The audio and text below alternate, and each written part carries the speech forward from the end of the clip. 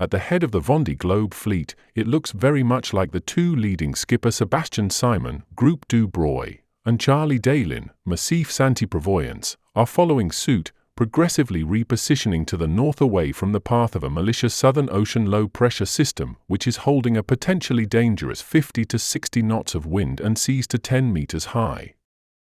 Yoann Richomme, PAPREC ARKÉA, chose prudence ahead of hard-headed valour last night, and sharply turned north in modest upwind conditions to reposition himself 185 miles north of the route being taken by the leading duo. Richomme will likely tack back onto port tack and assume the line taken by fourth-placed Thomas Ruyant, vulnerable. With a high-pressure ridge to their west, there is every chance Richomme and Ruyant might lose more miles to the chasing pack behind them, but their prudent approach gives them most chance to keeping their boats and themselves in optimum condition as they race some 500 miles west of the Kerguelen Islands. Simon, who is just 12 miles behind leader Dalin, explained their situation. The road stops dead. We will just have to be very careful and cautious with the boat. Let the worst of the storm pass by in the hope that we get through it without a hitch and that everything goes well. He added, I'm a little apprehensive. We're going to be clenching our buttocks for 48 hours. I've already seen 67 knots during the ocean race in 2023. I know it's not pleasant at all, but there's no escape. It's not going to be easy for anyone. We're going to suffer. In 17th position, Britain, Pip Hare, should cross the longitude of the Cape of Good Hope early this evening on Medallia. It has been a very tough 24 hours for her following a failure somewhere in the electrical system which drives the motor to power her keel's canting system. She had to try and replace a relay in the system which did not work initially, and only after rebuilding a new relay from the parts of two faulty or damaged ones did she get the keel canting system working again. But when she rested after her initial efforts, attempted in strong winds, with Medallia surfing and lurching everywhere, a furling line broke. Between the flapping unfurled sails, she sustained damage to her front rolled code 0 and her quad, masthead Yenica. Latest reports are that Hare has repaired the tear in her FR0, but will need to wait for another light patch to get the masthead Yenica on the deck to fix it. It has been a tough day, carnage really, but I need to just keep taking it step by step, 1 foot at a time, and we can get through this, grimaced Hare. For Pip and those around her, the wind conditions should remain much more manageable than for the leaders, even if the Agulha's currents risk making things more difficult around the Cape of Good Hope. Some will even manage to slip through the cracks of these tough systems, such as Cousin, who is pleased to be making good progress after his mishap with an unidentified floating object the day before yesterday. My routings actually put me behind this big system, which is pretty good. That gives me a bit of time to recover from the psychological shock I experienced. I really thought my race was going to end there. I was really scared. I'm glad I'm not going into a big system right after that, concluded the skipper of Coup de Paus, who knows well how close to the edge the Vondée Globe takes the solo racers. Hi, good morning everyone. I think I look tired, right? Don't hesitate to tell me, because it's sometimes hard to feel yourself, how tired you actually are.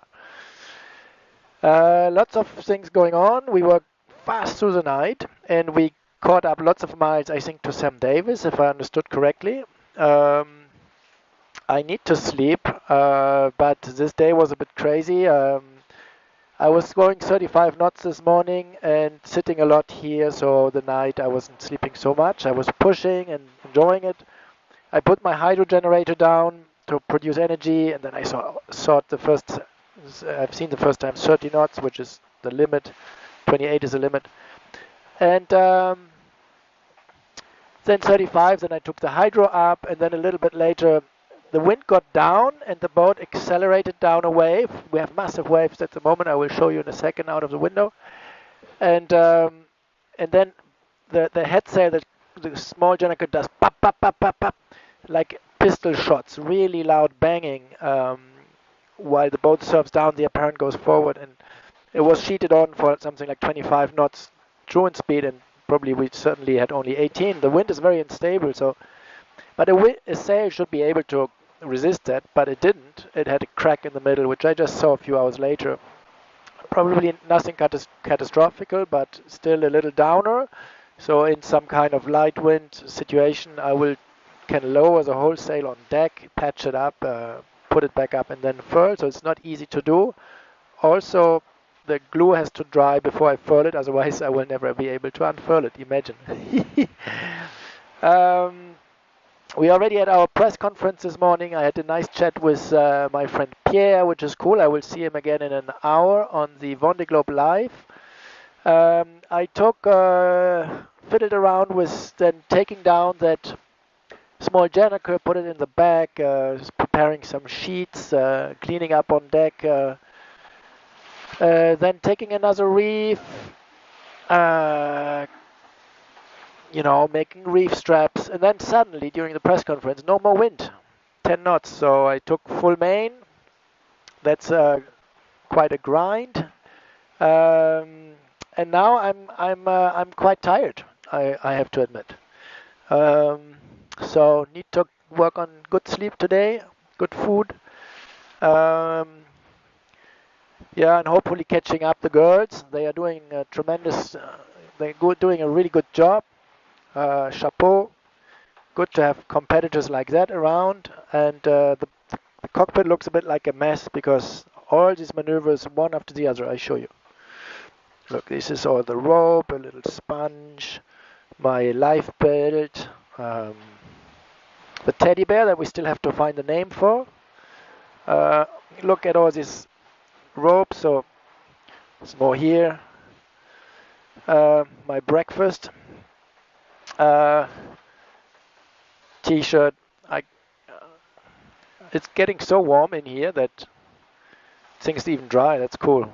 Bit of water over deck. Should we have a look outside? Let's have a quick look. Come on. Trying not to get the phone wet.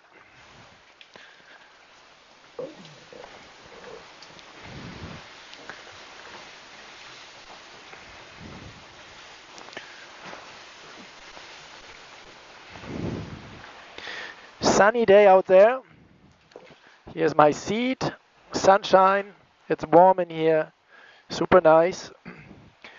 There's a big 30 on the map. 30% of the race. We have already done 1/3, almost 1/3. Super cool.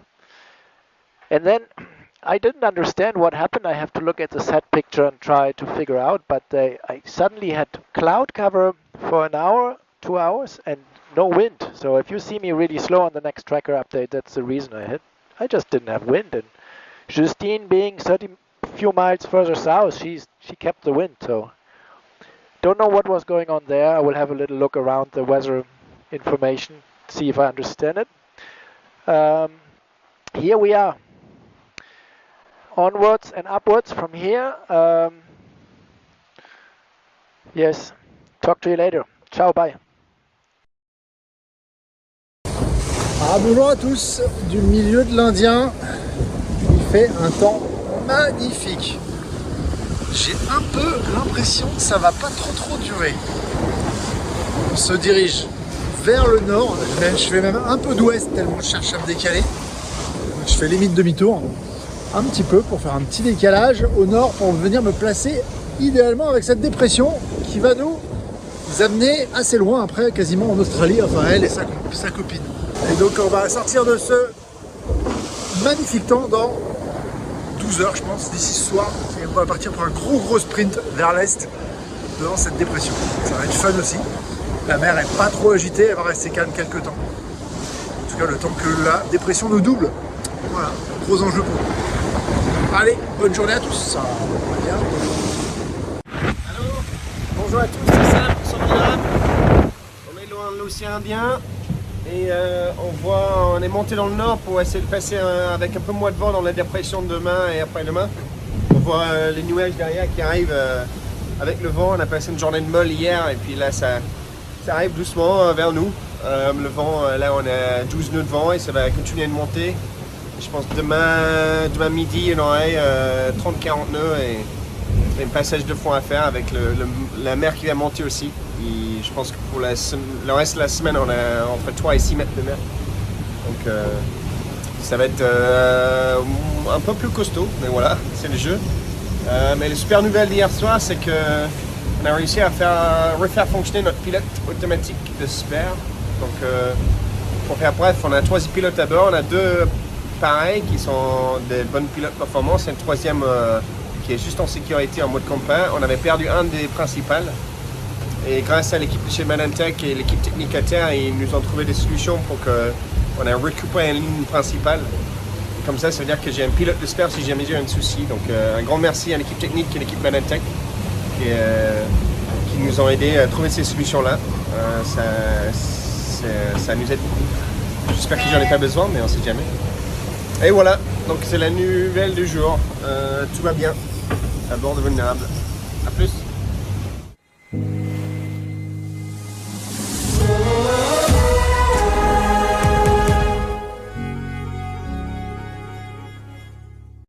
Là, c'est à une nuit pas confortable. Ça tape fort. Et le bateau, il a une sécurité de vitesse, mais entre 15 et 30 minutes. Et on travers. Pareil, le vent est hyper instable. C'est que les compromis de l'image du bateau, c'est pas trop tirer sur le flux et il avançait quand même. C'est pas facile.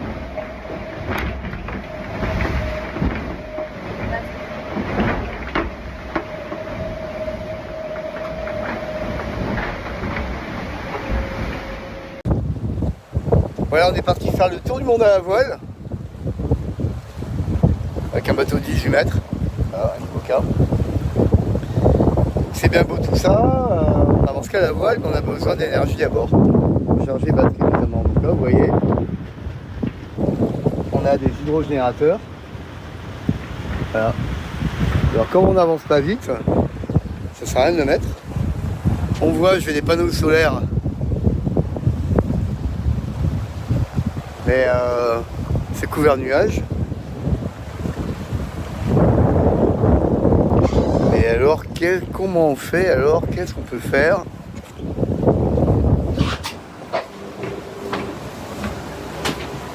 Donc on a choisi d'embarquer de l'hydrogène à bord. Voilà la bouteille d'hydrogène. Et on va voir si ça marche un peu. Ça charge, c'est en positif.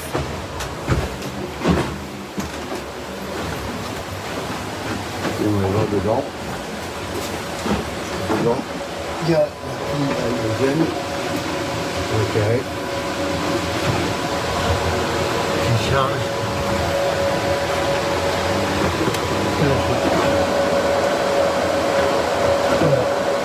On voit 363 watts, ça charge actuellement. Ça peut monter jusqu'à 500. À côté, il y a un capteur noir là. Ça peut petit monter. Ce capteur nous permet de vérifier le fuite s'il y a fuite, parce que l'hydrogène, il y a une odeur. Donc ça serait dommage. Le tuyau de raccordement. Et là avec la bouteille qui charge tranquillement. C'est des charges lentes mais ça charge.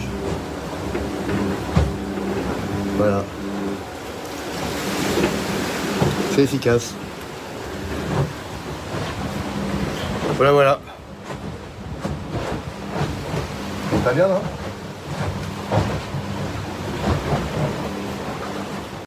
Voilà, la fin de l'Atlantique, l'Atlantique tout court, l'Atlantique Sud encore plus maintenant, et bon, qui a été pas très favorable on va dire, mais bon, on est là, et donc voilà, je vais vous faire un petit panoramique.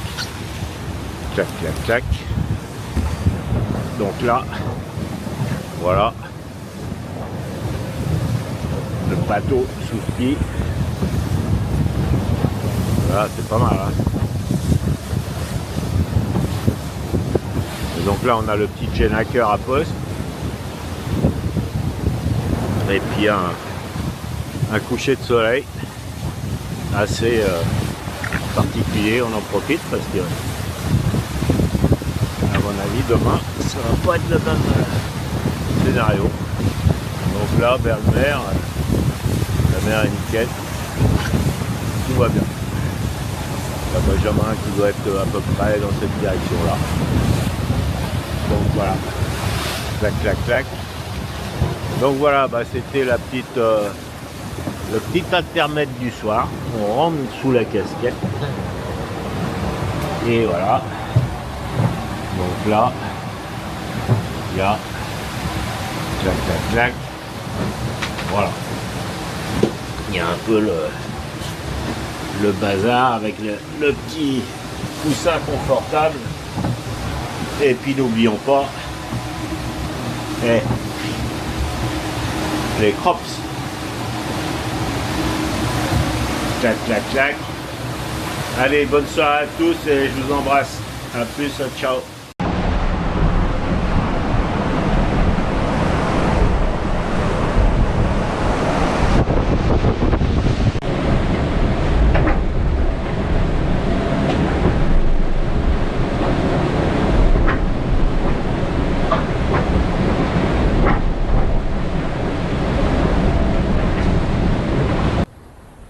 Murky and grey in the South Atlantic today, and not a huge amount of wind, but we've got wind, which I'm pretty happy about. Got Big Bertha up front there, leading the charge, and yeah, the race is kind of entering another phase, which I'm quite happy about because I didn't do so well in the last 5 days.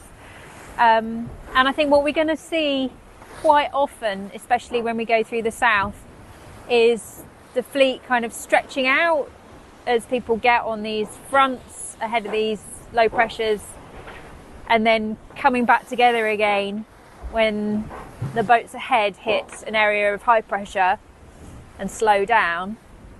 And that's what's happening now. This screen here really nicely shows what's going on. So here's the front of the fleet here. They've made it pretty much all the way to the Cape of Good Hope now on the same fronts, weather fronts, which is absolutely incredible. But the front is dying very, very quickly, and the high pressure re-establishing.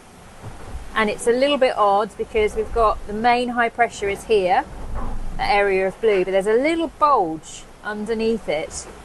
There's a tiny little bulge, and the front kind of being separating these two areas of high pressure here, which mean that there's wind in this band here, but nothing there and nothing there. And this is where I am stuck currently there. So trying to stay in that wind. And then you can see the rest of the fleet here is coming down on new breeze, on the rotations from this high pressure coming down on new breeze, and they're coming down pretty fast. And so where we are here feels quite vulnerable because we're stuck until the new breeze fills in. If we just kind of fast forward a bit there, you can see the new breeze has come all the way down, high pressure is squished up a bit, so our job is to try and get in a position where we can get onto this new breeze and ride it to Cape Horn. Psychologically, this bit is pretty painful. Kind of watching the boats ahead sail away and the boats behind catch up, and being stuck where we are on a tiny little peninsula of wind. And in a way, all we can do is wait. All we can do is wait until the scenario has played out and then start again. So I've been kind of just reminding myself of the big picture, the really, really big picture of all of it. I've been reminding myself of where I've been before, where I can come back to. I've had quite a lot of sleep, which is really nice. And when that breeze does fill in, we are going to hit the ground running. One of the kind of consequences of there being no wind for the last, or not a lot of wind for the last couple of days, is that I've had really no appetite. And so I've been struggling to make my way through my food bags. I mean, this is me for today. But when we packed this, to be fair, when we packed it, we kind of looked ahead at the weather and we were expecting me to already be in kind of big breeze conditions by now. So we packed calories for what we thought I was going to have. Now, what I normally do is at the end of the day, whatever I haven't eaten goes back in the bag. And then we have a record of what I haven't eaten. And if for some reason something happens, if I'm really, really late on the course, I've got all this extra food anyway to eat. But I'm not putting my snacks back in the bag. I'm instead creating a snack hoard. Look at what's in my snack hoard currently. Some cocoa and orange protein balls. I've got 2 left in that packet. Another packet of protein balls. Some dried mango. Chewy bar. Oh, some salted caramel cups. Look at all that. Oh, look at these. Now I'm saving these because they are savoury and I don't have many savoury things. So they're like galette chips, which are amazing. They're from Brittany. They're like a typical snack from Brittany. So I'm looking forward to those. Crunchy and savoury. I think they might be a Christmas treat actually. And look, oh, now these are amazing. This is from the wonderful Chococo in Swanage, and they have made me my own chocolate, fruit and nut energy bars, and they are just so divinely delicious. I've actually pretty much eaten every one, regardless. I didn't eat mine yesterday, but that's not going to last the day. Oh, there's another naked bar in there, and then here, this is my turbo box. So they're Chococo chocolate coated coffee beans. These bad boys are the food of the gods. Only 1 or 2 at a time, because they rev you up and they get you going. And if you haven't had caffeine for a while, you will be on the ceiling if you eat more than 2. But yeah, I mean, there's quite a little stash here. At some point, I am going to really appreciate all of that. Just walk the deck, kind of checking everything, making sure it's all okay. And I'm looking out at this vast horizon and just thinking, Brazil, 2,300 miles that way. Antarctica, 2,500 miles that way. Africa, 1,300 miles that way. It's the most incredible feeling. I'm in the middle of this ocean. The middle, just so far away from the land. And you think, how many human beings have ever passed through this precise location? Here, here, here, here now. How many human beings have ever been in this geographical spot in the whole history of time? And you know, the race just sucks you in. It really sucks you in. And everything I think about is these 39 little dots advancing across a map, and you're looking at a computer screen, and then you come out here and you think, we're racing around the world. We're racing around the surface of the planet. And look where I am. It's a much better perspective. Whoop whoop! Medallia is moving. Feels so good to be shifting. I did quite well overnight and all of yesterday, so I was using my A2 spinnaker yesterday, and that really helped me to get downwind into the newer breeze. And I managed to come back at Damien and Louis. Louis's fighting me a bit. He won't lie down. But yeah, we're transitioned into the newer breeze, and now we've got a bit of speed, which is great. It's been a busy morning.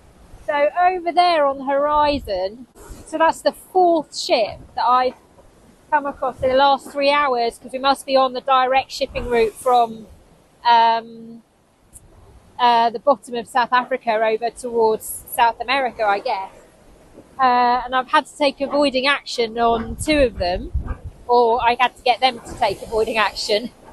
Had an interesting interlude with a Chinese tanker.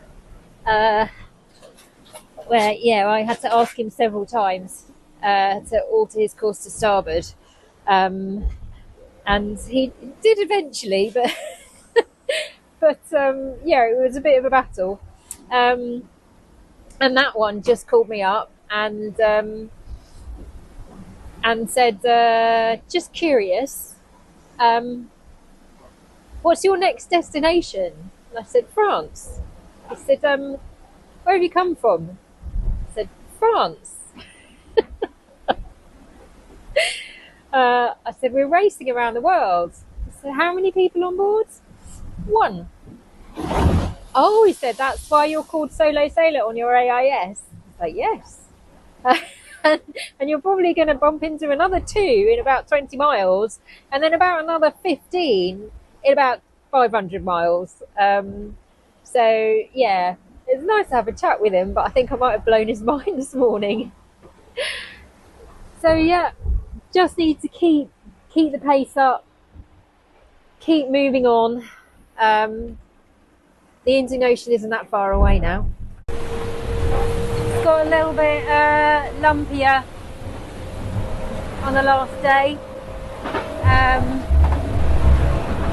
Got my crash helmet on. I need to remember to wear that a bit more, and yeah, really need to hold on. Sea state's not that big either. It's kind of only like about 2.5 meters, so this is definitely a tiny little taster of what we're going to be expecting, I think, for the next 5 or 6 weeks. It's good to be moving though. Struggled a little bit trying to get boat speed for most of the day, and then I found it.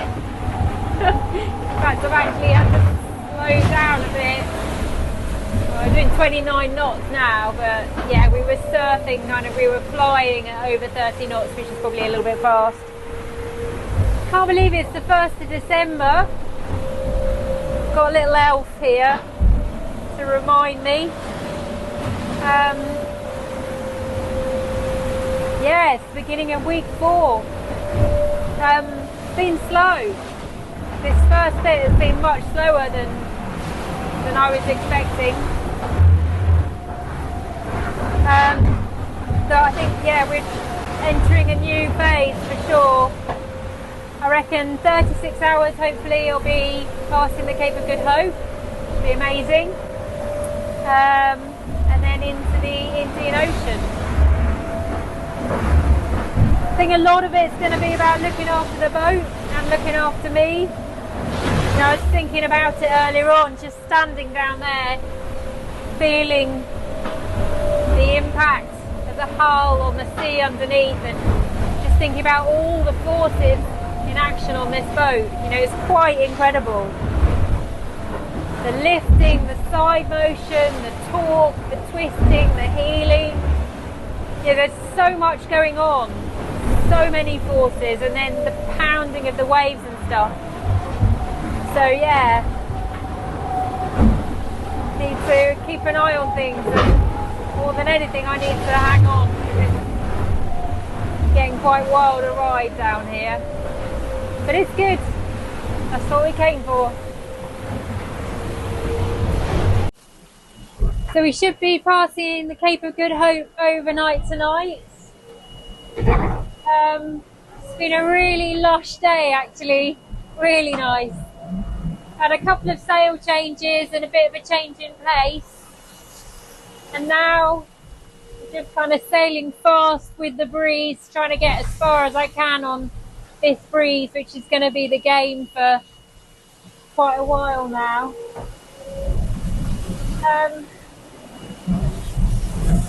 It's great. I mean, there's not a huge amount to do, as in, you know, I'm always kind of looking at the sails, trimming the pilot, trimming the keel, watching, and then the rest of the time, you know, eating, drinking, sleeping, navigating. Actually, that's kind of what my life is reduced to now, because it's too hard to do anything else. It's not actually that rough a ride. It's not too bad at the moment at all. You know, you can't. I had a problem with the chart paper there, and I tried to fix it, and I just couldn't. So I kind of just made sure it was okay, and then I'll park it until the wind dies, which will be in a couple of days. We've got another light spot. Pretty awesome though, just sitting in my chair down there and watching all the elements at work and watching the foil move and just trying to look at how the pilot is moving, and you get really locked into it. You kind of really feel it. It's great to be so absorbed in something that you love. Pretty happy to be leaving the Atlantic though. Next leg is going to be epic.